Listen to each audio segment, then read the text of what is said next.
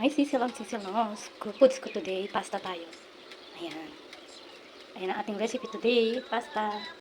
Hi mga sisilods. Nagisa na ako ng sibuyas, kamatis at bawang, tsaka ng hotdog. Gusto ko may kamatis kasi, wala lang, gusto ko lang may kamatis ang aking spaghetti. Ayan, nilagyan ko siya ng tomato paste at ketchup. Ayan. Mix lang natin ng konti. Ng sabaw ng pineapple chunk. Ayan, pineapple chunk ang akin nilagay na sabaw. Natin siya.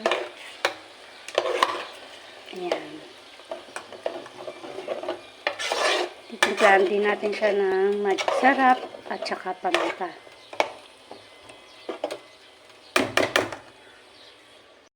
Ito. Coriander. Lagyan natin siya ng coriander. Nakulo na siya. Lagyan natin yung ating spaghetti. Ayan.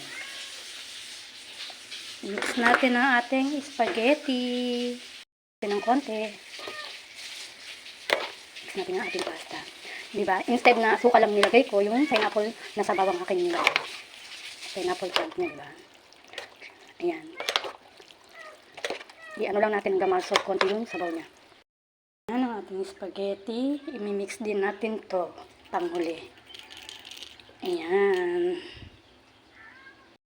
Ayan, luto na po siya. Thanks for watching mga silods.